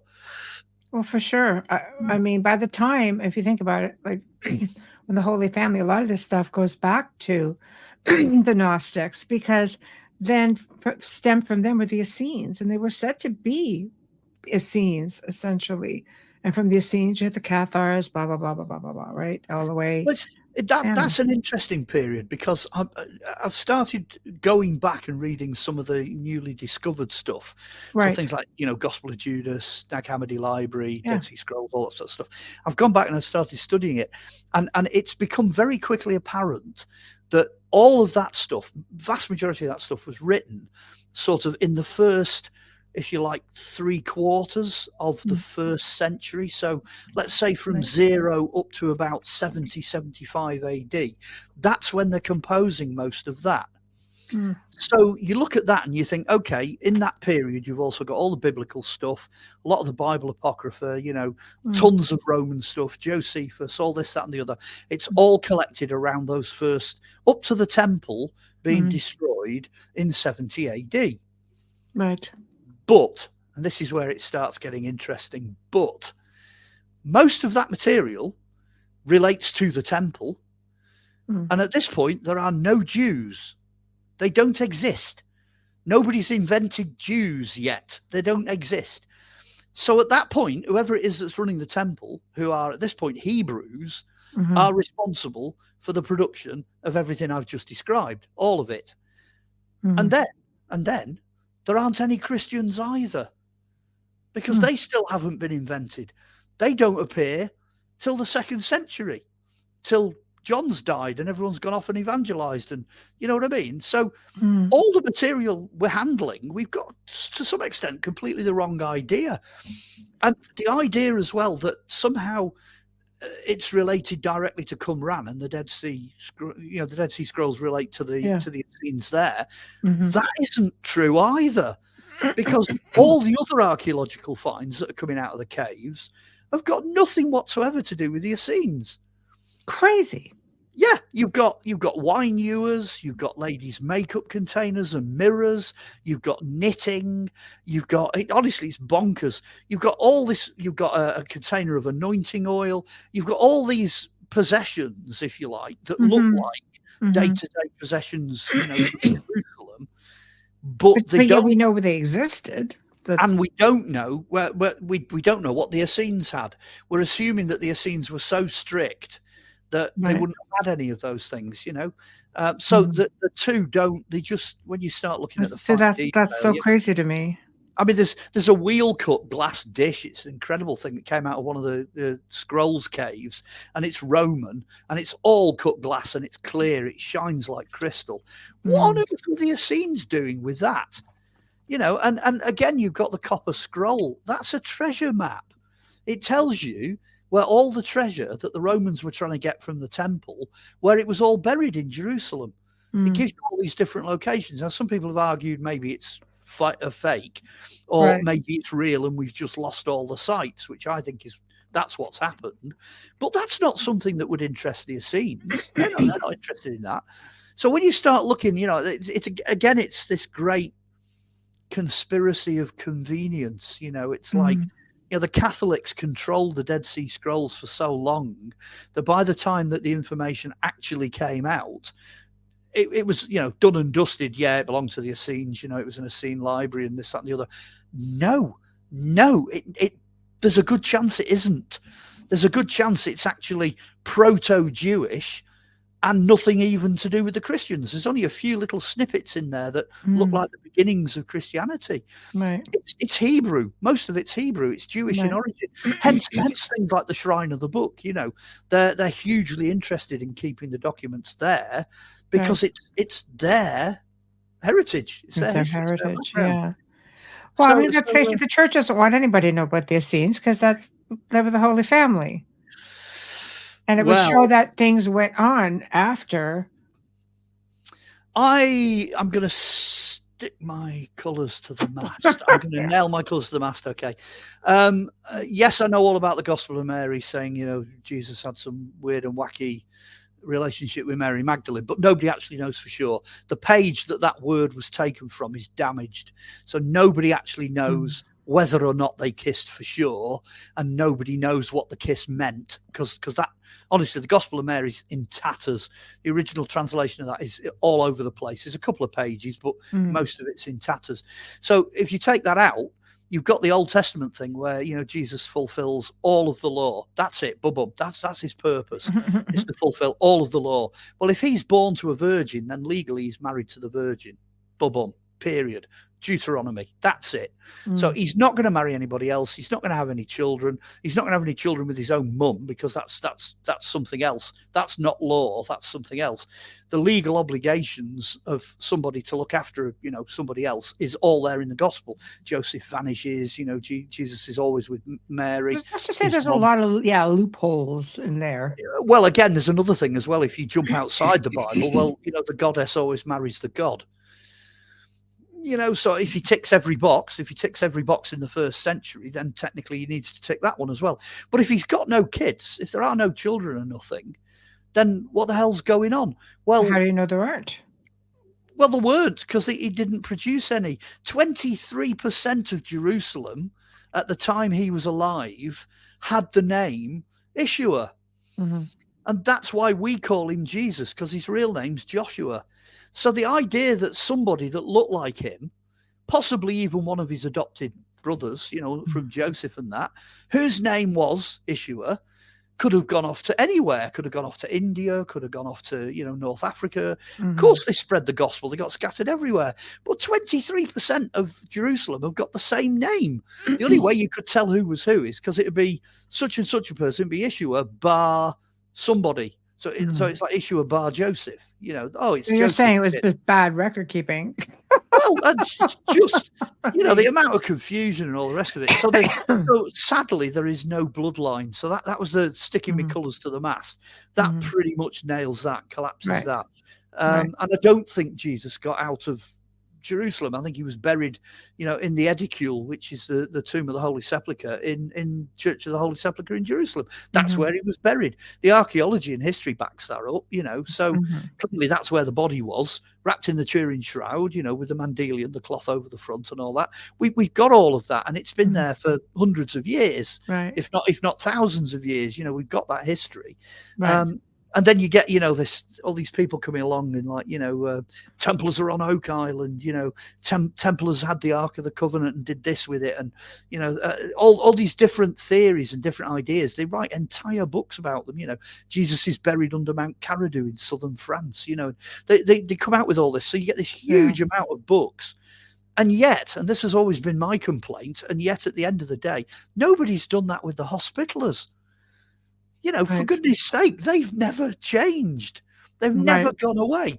We've got all of their records, all of the stuff the Templars gave them, all of their mysteries. They're every bit as odd as the Templars. Right. But I think the reason why people go Templar bashing and write all these silly books is because they assume the Templars don't exist, so they're on safe ground. There's no one to complain. But the Hospitallers clearly do. They still survive. And up to her death, the Queen was their patron. So they were quite a serious order. They still are. I'm not sure who's the patron now. It's probably Charlie, King Charles. But at the end of the day, they are still going. So you can't take pot shots at them without getting some kind of a, fairly sizable kickback. But yeah, you can write anything you like about the Templars at the end of the day. That's been the problem. I mean, Right. I'll give you another idea. The idea that Mary's the Grail, he had a child by Mary Magdalene and her womb is the Grail, that is only about 60 or 70 years old. That idea only sort of appeared for the first time in the 1960s, 1970s. It's a very, very new legend. It does annoy me when people bolt stuff like that on, because the you Grail learn as you go along, right? New information, like playing devil's advocate, pardon the pun, but yeah, your horns are showing, right? Like while we're on the topic, yeah. But playing devil's advocate, I mean, information does surface at some point. I mean, nothing stays buried forever. We're finding things all the time. With technology, and we're just finding information. Well, The Earth is giving up her secrets. You have people who are, with the wonders of the internet, people are communicating more. You're able to be incognito and whistleblow, for example. Well, and again, there was that TV program as well where you had those two guys going around finding Templar treasures all over the place. And there's archaeology going on all over the world. I mean, I could spend all night talking about, where these things are happening. They're digging up entire Templar castles. They're looking at sites where the Templars fought and were massacred, and they're going through Islamic records. Goodness only knows what else is going to come out when they start translating some of the Islamic stuff, because most of their libraries are still intact. And some of them go back 2,000 years plus, especially the ones in North Africa. So boy, is there some stuff to come out. If we don't blow ourselves up, or all go to the dogs by New World Order or atomic bomb, as long as we make it through the next 100 years, there's some great stuff, some phenomenal stuff coming up. Look at the library in Tibet. Like, it's never been looked at because nobody can really translate it all. It's ancient. Look at the library that they found in Romania. Like, there's stuff. There is information there, and it is starting to surface. But we just need to make sure somebody can read it. Well, that was the annoying thing of when I did the King Arthur book. Everything's written in archaic medieval Welsh. Yes. And there's 3 people in the country that can translate it. And they're working flat out. So you've got the same problem with a lot of this other material. Again, people who accuse the Vatican of holding back. I read the other day that their basement, there's 30 miles of basement, and it doesn't look like it did in the Da Vinci Code. You've not got all these nice, glass cases and what have boxes, and it's just miles of shelves. Controlled. Yeah. No, it's just miles and miles of shelves. And so if you can imagine that for like 2,000 years, people have been chucking stuff in there. Yes. It just, honestly, it would take 100 scholars 100 years just to get on top of that. Occasionally, every now and again, the Vatican do have a surprise, like that document in the 1380s that absolved the Templars.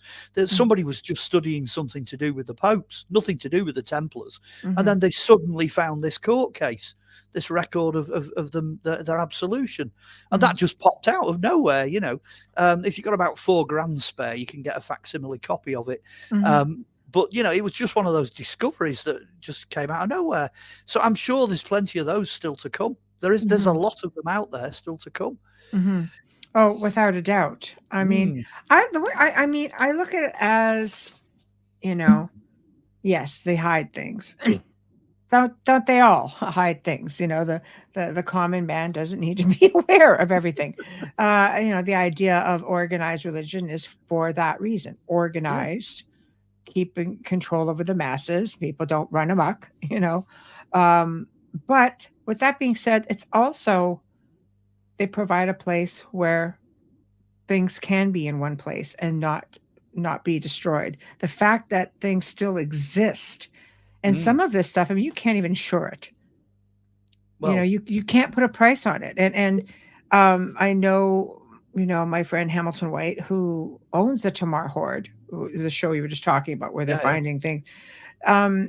He says you can't. It's very difficult to even try to insure something like that because you can't put a value on it. Nothing like that has ever been found, and that's one collection. But the collection is much larger than what you see on television. There's like probably 125 pieces to it, and it took 10 years. Well, I've got a collection here. There's quite a few bits here, and I can't get insurance on any of them. That's what I mean. Because how do you? Well, and again, what they did in medieval times was, if they knew where something was, I mean, the famous one I always quote is they knew where Mount Sinai was, and it says in the Bible it's in Arabia, so it's over in Arabia. It's not where it is on the map. And what they did was they realized that would be a problem. If you get tens of thousands of people all thundering over to the real one, it's not going to last 2 minutes. No. So they just created another one, and that's where everybody goes, But that happened a lot. And it wasn't just them trying to hide the truth, because they'd tell you what it was. They'd tell you where they got the information from, and they'd just put it somewhere else for safekeeping, and they'd just move the focus away. If I had £1 for every time as an archaeologist I'm digging up a new site that isn't where it's supposed to be, and somebody will say, oh, it's up there, and it's not, because I'm on top of it. It's kind of, that happens all the time. Stuff gets moved so that people don't know where to go poking around to do damage, so there's that archaeologist historian side of me that says some things are better left kind of unlocated, is the word I'd use. I agree with you, but I mean, if you think about it this way, look at the museums, how much they have hidden. They probably have better stuff hidden than what you actually are able or allowed to see. British Museum only put 10%. So 90% of what they've got in storage. Even the museum here in Warrington, they've got something like 18% of their stuff's out. Wow. So 82% of theirs is in storage, and that's what you find. That's where research comes in. Actually, that's kind of what the likes of you and me do. If you research and you find where something is, if you go to somebody and you say, "I know you've got this," very often they'll go, "That's really clever of you. Yes, we have. Come and have a look. Just don't tell anybody else." And that can happen a lot. Right. That's how people write books, I guess. People go and find stuff that people know is out there, and then once you've got enough information, they'll confess. Once you can prove that what you're looking at is what you think it is, then very often they will say, "Well, actually, you're right. That's what it is." And I have been asked many times in my archaeological career not to give things away in terms of location. Over here, the biggest threat is metal detecting. Once you get a tribe of them going across the site, they'll just pepper it with holes, and stuff gets removed. And in the past, you didn't always get to know what it was. I'm glad to say that's dying down now, and they're getting a bit more official and more responsible with it now. But it's things like that. I mean, 1,000 years ago, they were still hiding stuff, for the same reason. Right. Yeah, well, I could see you want to preserve the history in the same respect, though there's just so much that's underground or underwater that could, like, technically change history as we know it as well. That's what I mean. I think a lot of things surface, like we get back to the whole, Mary Magdalene and Jesus saying, like, this is like a 70-year-old concept or idea. I think there's a lot of things like that are starting to surface, and it makes us question, everything that's been that we've known, because even the Bible itself has been misinterpreted. People have translated it, and it's just like, what the hell was that? And then you go, well, oh no, they did this wrong then. It's this. Well, this actually makes sense. There's some absolute belters in there. There really is. I mean, this, the Old Testament, where they cover the tabernacle in badger skins. That's nonsense. There's no badgers in the Middle East. There never has been. The apple, the famous. Oh, Eve, bit into an apple. No, she didn't. It's all about knowledge. Not what it says. It says fruit. It doesn't tell you what it is. Right. Jonah gets thrown up on Nineveh by from a whale, from the insides of a whale. Well, that's clearly wrong because Nineveh's about 300 miles inland. Right. How the hell did the whale get there? You got one of these kind of Hitchhiker's Guide to the Galaxy moments. Whale drops out of the sky. So the teleport. So there's absolutely loads of bits in there like that. And all that's happened is it's not just a translation; it's a transliteration. They've actually altered it to such a degree to try and make it understandable that in some places it no longer resembles the original language. That's not to say the original's wrong, because actually things like the Dead Sea Scrolls have proved that it's actually right. Most of the early copyists, early copyists copied it correctly. So I don't think there's any errors per se in there. The error, like you say, it's with our understanding and the way we interpret it and the way we translate it, which is a general problem, right across the board. Anyone that decides to set course for the Templars, they're going to hit that as a problem, because that's what I was going to say. I think there's just a lot of information that it's just not being properly put out there. So I'm going to back up a little bit. The Templars and the head of John the Baptist, the skull of John the Baptist. Is this a thing? Is this just a symbolism, or what is it exactly? Because there's a strong belief that it was found, his head, under the Temple Mount, which is why they revered it. Well, I'm going to surprise you by saying I'm actually in favour of that one. I think it's going to be a yes from me. There definitely was a head, and the head was definitely venerated, and it survived, believe it or not, past the end of the Templars. The actual intact full head of John the Baptist survived well into the 1400s. So you're talking 150 years after the end of the Templars. And at some point, probably in the 1500s, the skull got broken up. It fragmented. And what we've got at the moment is we've got the top, the actual crown of the skull. That survives in its own reliquary. I believe there's a fragment as well from elsewhere that survives, and a finger bone. And that's all we're left with after the Reformation. The Reformation did untold damage. Well, at least it's something, It's something. They also had things like the head of Saint Euphemia. So they had all kinds of different saints' parts, body parts. They had arms and legs and heads and all sorts of nonsense, all of which have broken up or disappeared, or they've had the gold and the bits stolen off them over the years, back to this kind of trying to protect stuff from destruction, which wasn't always successful. But I think the trial of the Templars, going back to 1307, when they were accused of worshipping a severed head, the Turin shroud actually folds up. When it's folded up, you're left with this rectangle with the face of Christ in the middle. And I think that was the face, that was the head in inverted commas, that they were worshipping.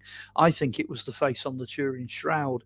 I literally think it was that simple, which again, we know they had, it's in the Deshani family. They had everything.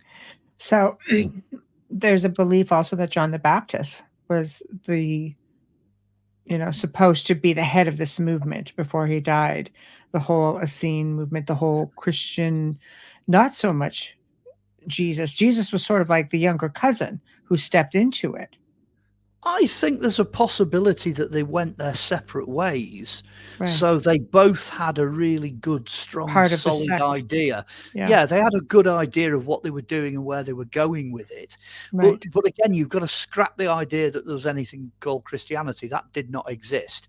So John the Baptist was a desert hermit. That's basically what he chose to be, in the tradition of a whole, hundreds of years of desert hermits, most of whom, funnily enough, inhabited areas of Egypt. So it wasn't uncommon to find people like John, but John was exceptional because he was the voice of heralding the forthcoming Messiah.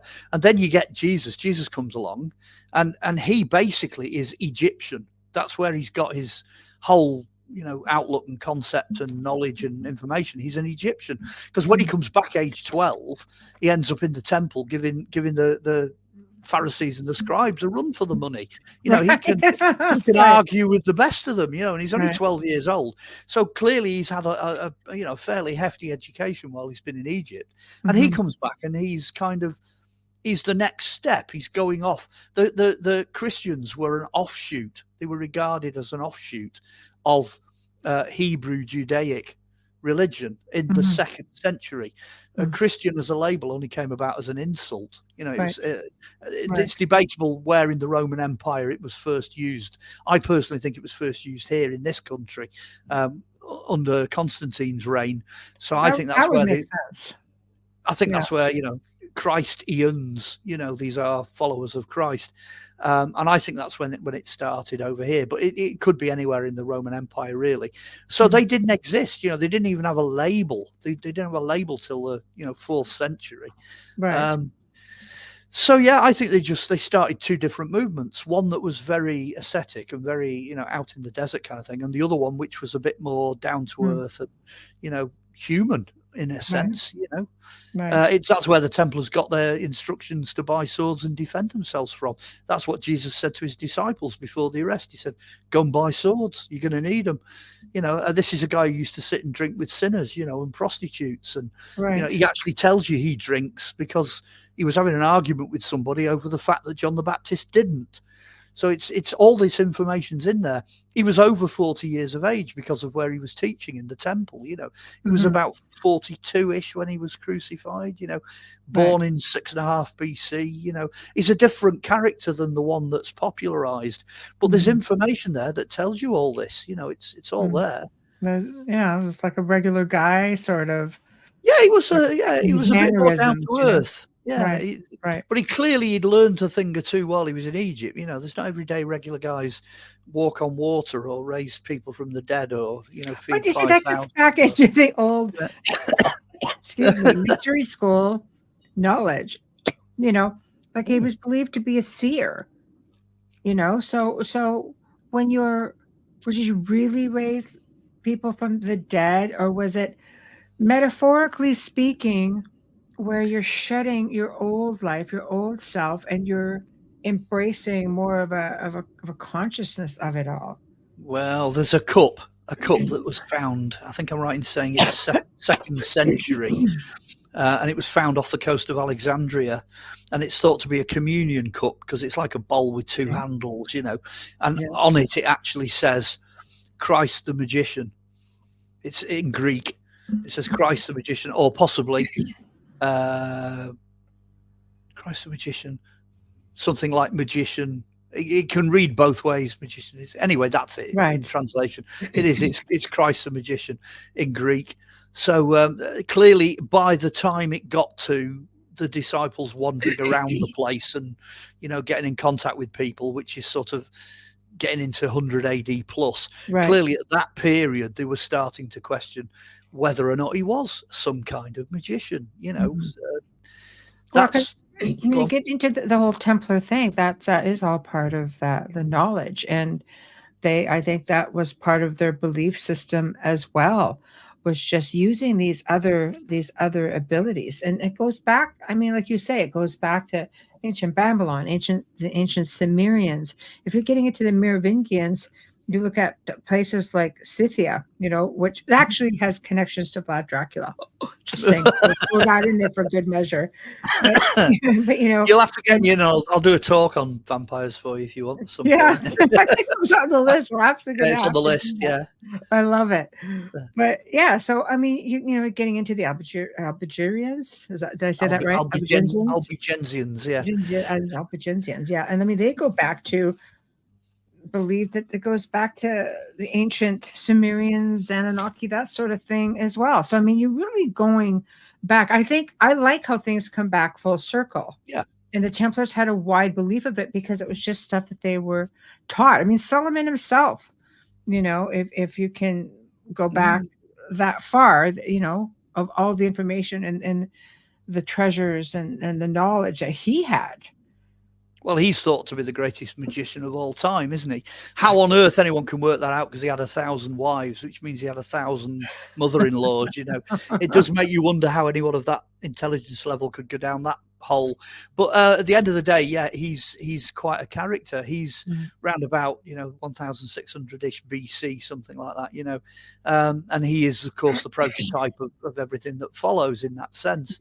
Right. But absolutely. I mean, what we suffer from, and it's a wonderful term, monocultural myopia. And what that means is we suffer from this idea that there was only one or very few of anything in the past, and that what there was relates to what is here now. Right. That's monocultural myopia, and it just isn't true. Every time anybody finds anything out in the Middle East, it's almost like, oh no, it's another sect, it's another religion, you know, it's another group of people we didn't know existed, you know. And the Roman Empire is massive.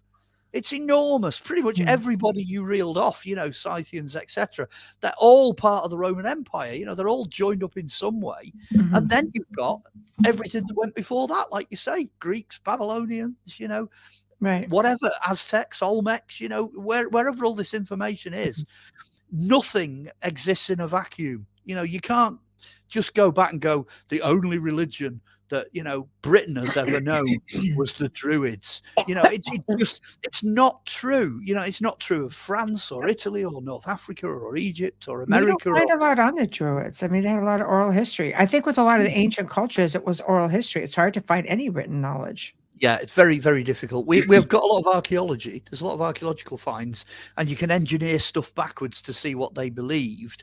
So we know that they were throwing swords into water, and you know, a lot of that is related to sun worship and worship of the stars and the heavens. But that's common to a lot of the BC period cultures, which again, like you say, then carries over.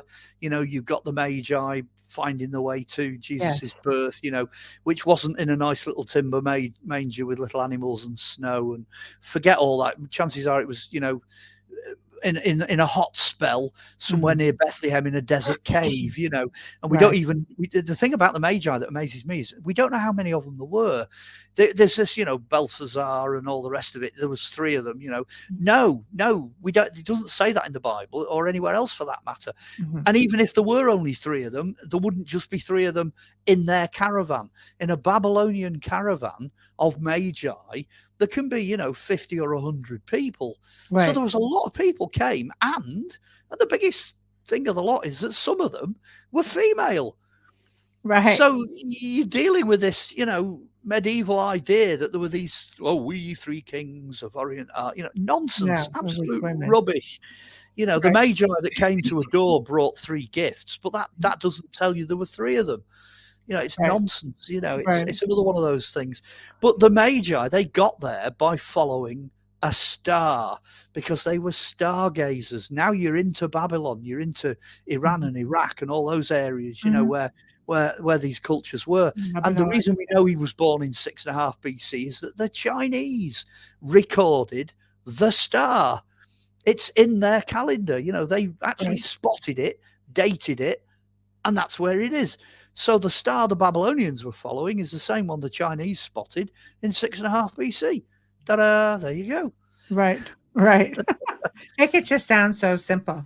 But I mean, the Templars were, you know, they did believe in the goddess, you know, the sacred feminine. Now you're going deep. You're right. You're starting to bounce on the bottom of the rabbit hole now. As Gnostics, they appreciated probably most of what we've talked about. So the idea of a god or a goddess, or the idea that God with a capital G embodied both, is most definitely something the Templars were aware of. There's absolutely no doubt about that whatsoever.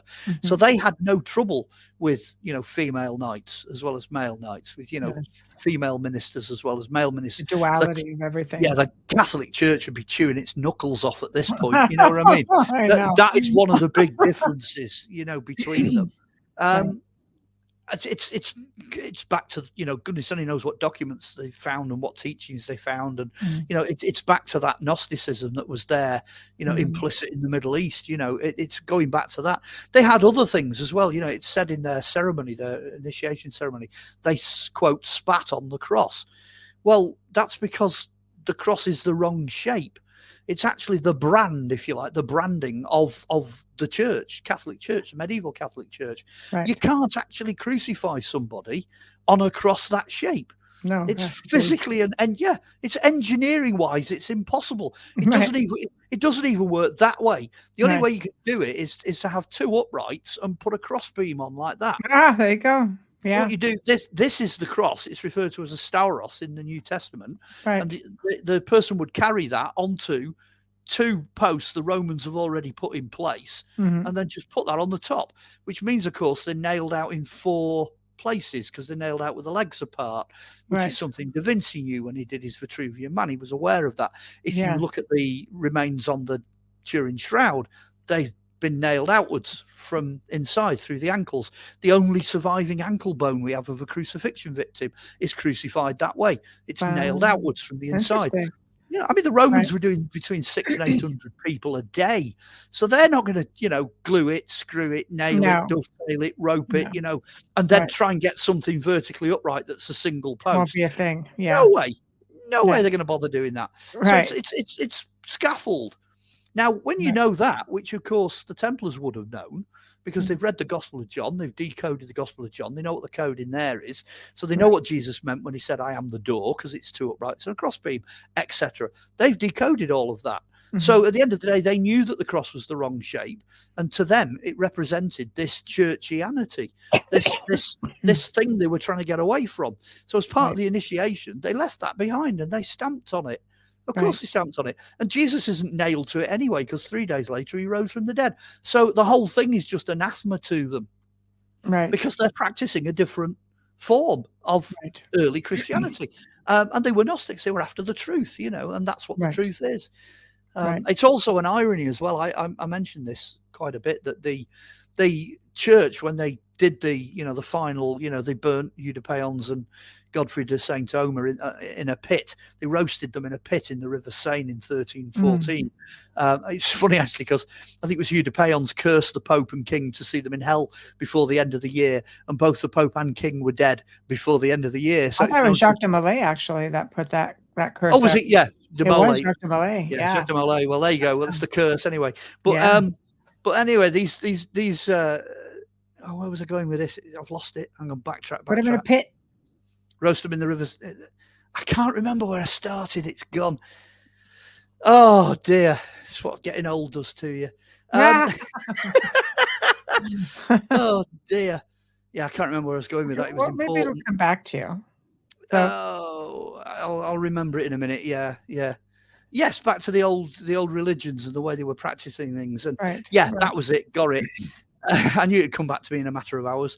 The same set of accusations, the exact same set of things that they were tried using. There's a list of them that survived. This is all the things like spitting on the cross and kissing the devil's backside and all this kind of nonsense. It's the same word for word as what the Catholic Church used 300 years later against the witches. Funny.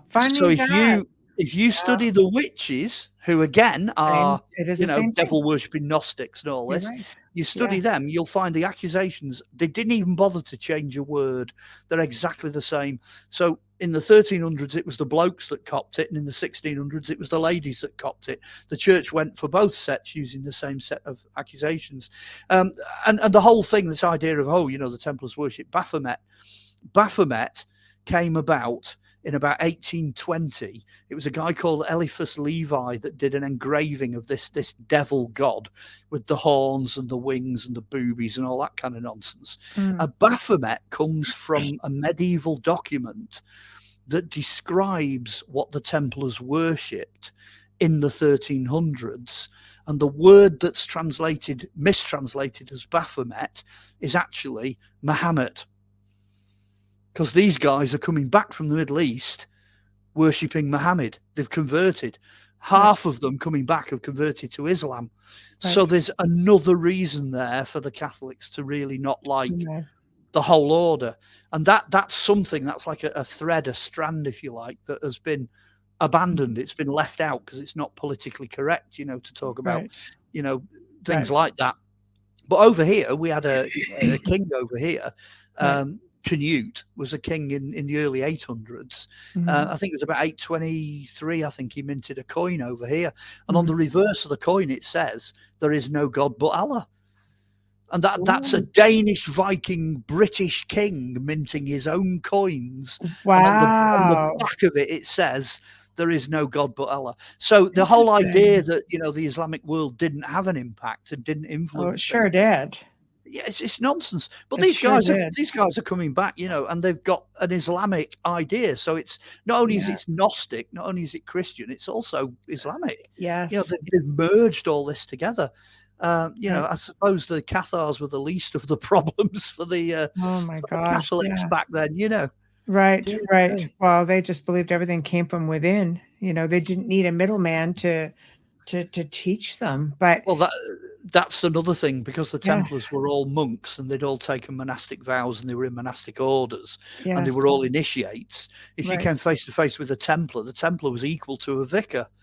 So the Templars effectively could run the show exactly the same as any of the Catholic priests. Exactly. They didn't need anybody telling them what. Exactly. They had a direct line to God. They had a massive amount of military force, huge amount of money. They owned tons of land. You know, you can kind of see where, you know, churchianity was starting to fall out with them, you know. I love it. I love it. It's been a fantastic conversation. And I know there's so much more, because I know it's a much bigger rabbit hole. So I was going to say, don't tell me it's over already. I know. We're pretty much getting there. One last question pertaining to the Templars. Do you think when they came to, let's say, what we call the New World here, that they brought things with them to hide them? Well, the biggest question is what things. Two of the things they definitely didn't bring, in my opinion, is, you know, the Grail, the capital T, capital G Grail, which is the cup at the Last Supper. You know, I think that's in Spain, no doubt about that at all. And the other thing I don't think they brought is the Ark of the Covenant, which is, you know, as far as I know, that's in Ethiopia. That's in Axum. But it's very possible that whatever relics they did have, they would have traveled with them. If they're doing long distance, if they're going on ships, you know, even archaeologically, when ships are excavated, when things are brought up from the 14 and 1500s, there are church items and relics found in amongst the treasures. So there's no reason at all why 100 years before they wouldn't have been doing the same thing, you know. So, yes, I would expect to find some pretty amazing things out there on land that is, you know, declared to be Templar. Exactly what you'd find, though, I think scrolls, more information, stuff that they did not want to be found by the church, for example. Well, that's the thing. When I said, you know, 1307, when they raided all these Templar preceptories in France, most of the material substance had gone. It wasn't there. So clearly, you know, all the chests containing scrolls, documents, relics, gold, silver, you know, that was all gone. Where it went, that's open to debate, you know. So why not? Why not the New World? Well, if you're studying things like alchemy, even though the church knew about it, you know, they didn't like stargazers, and they surely did not like alchemists. And if that was part of the information, the knowledge that they were hiding, resurrection, anything that contradicted their stories, you know, their mainstream, this is what the church is, this is who Jesus Christ was, this is how things came to be. Anything that would contradict that would be considered a form of heresy. So you would want to vacate and take all of that with you. I would, personally speaking. right? So I mean, that atmosphere, that whole atmosphere doesn't start to break down till you hit the Renaissance. And the yes, Renaissance is like late 14s, early 15s. You know, you're yes, in that period now. You're yes, slowly crawling into the modern era. So anything before, let's say anything before Columbus and, you know, the yes. 1470s, 1480s, you know, that kind of period. Funnily enough, Columbus landed with a Templar cross on his ships. Funny that. You know, funny that, isn't it? Yeah. His No Templars. his father-in-law was a Grand Master who owned a fleet of ships. Just saying. Correct. And had Out a of thing called Portugal. the red chalice, which was rumored to be one of the items from the Last Supper. So there you go, another piece of trivia for you. He had That's the red chalice of Marseille. He had. So yes, it would appear that that was some continuation of earlier activity, shall we say? So Right. you've got the Vikings, you've got the medieval period with the St. Clairs, you've then got the Templars, and then you've got the Columbus era, Mhm. and you know it's kind of they're all linked. You know, Right. you're looking at a continuous flow there of stuff going back into the New World. Da, da, da. Someone needs to write a book on that as well, don't I they? know, Mark. Quit Yes. goofing around and get writing. Yeah, dearie me. Quit slacking around and get yourself writing a book or two. Well, I am thrilled that we did this segment. At last. Yeah. People are so fascinated by it. There's new series coming out all the time. There are some that are, you know, on at the moment as we speak. But it's always been one of those things that people seem to be really interested in. So I think that I think we covered a lot of ground, and Yeah. and I know you're coming back, and we're going to be talking March. again. Let me get the back again in date. March. Let me get the date. If I could just tell people ahead of time, March 21st. And we're going to That's be the one. discussing- And we're gonna- going to do something incredible with the moon. I think we are. We're going to change the record time, though. That works. Something that works for the two of us. Okay. This is good. Okay. Yeah. Okay. So we'll talk about that in a minute. But yes, so it's going to be also very controversial, I'm sure. So you know, but looking forward to it as always. So going to sign us off, everybody. I hope you enjoyed tonight's segment because I know I surely did. And you all know it's very near and dear to me. I love the whole topic. So big thank you to Mark Olly for coming on and sharing his knowledge with us. And Next, just in case anyone wants to contact me. yes. Facebook. Come and friend me on Facebook. Send me a friend request. And as long as you're a real person, I'll accept you and you can Sure, talk to me on Messenger. Right. Yeah. There you go, Yeah. as you were. And that's thank you. That's pretty much the only place that anybody could find you at. So they can communicate with you there. And I know you post a lot. You have a really big presence on Facebook. So go seek Mark out on Facebook. Okay. I am on Amazon. Amazon. People.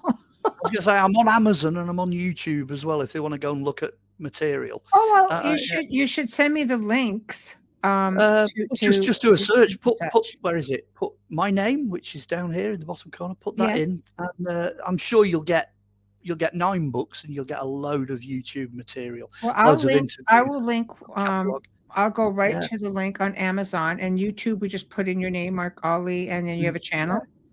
Okay, most of it's posted on a site called Drake, Michigan. So if you can find Drake, Michigan, that'll take you straight to most of the material. All right, hold on. You should be able to find that. But like I say, if you just I want to share it. Drake, Michigan life coaching, is that what I'm looking it'll be that. Okay, channel on YouTube. Okay, I will seek that out and I will put the links in the show description so people can go click on it and find it. So, okay, that will be done. So, guys, next week, please join us on Wednesday night as Leslie Mitchell Clark comes and joins us again. She is a returning guest. It's been a while. She's going to be discussing different types of alien races. She's a past life and ET contactee hypnotherapist, and she's worked with a lot of people who've encountered different species of extraterrestrials. So she's going to share some of that with us. And Thursday night, something a little bit out of the norm for us. We're going to be having Jack Roth here for the very first time, and he's going to be discussing his book. And this is a really popular topic, Killing Kennedy, exposing the plot, the cover-up, and the consequences. So that's going to be good. People are just fascinated with Kenny for some reason. I'm not really, but I know Amelia is because, she does a lot of missing persons, assisting in finding missing people and profiling. She's been taught how to, do profiling with police and things like that. So this is really up the alley of those who love a good mystery, and this one just seems to keep going. So everyone have a great weekend, and we will see you next week, and enjoy the show. Good night. Night.